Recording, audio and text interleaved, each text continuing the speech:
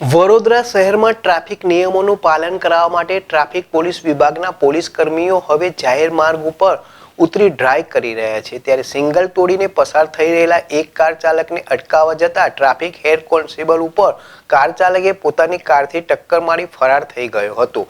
આ ઘટનામાં સીસીટીવી ફૂટેજના આધારે વેમિલા ગામના 35 વર્ષીય કાર ચાલકની સમા પોલીસે ધરપકડ કરી છે। વડોદરા શહેરમાં ટ્રાફિક નિયમોનું પાલન કરાવવા માટે ટ્રાફિક પોલીસ વિભાગના પોલીસ કર્મચારીઓ હવે જાહેર માર્ગ ઉપર ઉતરી ડ્રાઈવ કરી રહ્યા છે। ત્યારે સિગ્નલ તોડીને પસાર થઈ રહેલા એક કાર ચાલકને અટકાવવા જતા ટ્રાફિક હેડ કોન્સ્ટેબલ ઉપર કાર ચાલકે પોતાની કારથી ટક્કર મારી ફરાર થઈ ગયો હતો।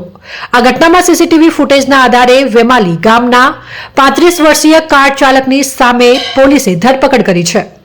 વડોદરા શહેરમાં કાર ચાલકે ટ્રાફિક પોલીસ કર્મચારીને કચડવાનો પ્રયાસ કર્યો હોવાની ઘટના સામે આવી છે। સમા સર્કલ પાસે બપોરના સમયે આ ઘટના બની હતી, જેના સીસીટીવી ફૂટેજ સામે આવ્યા છે।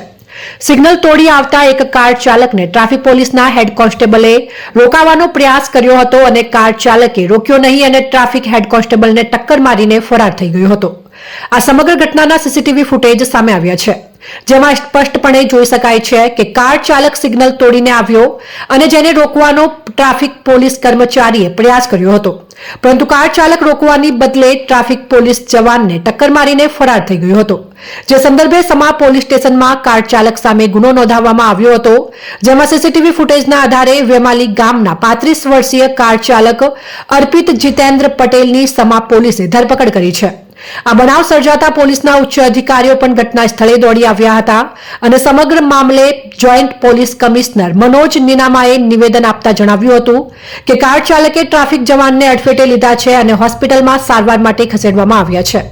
ધરપકડ કરાયેલા કાર ચાલક સામે વિવિધ ગુનાઓ નોંધવામાં આવ્યા છે।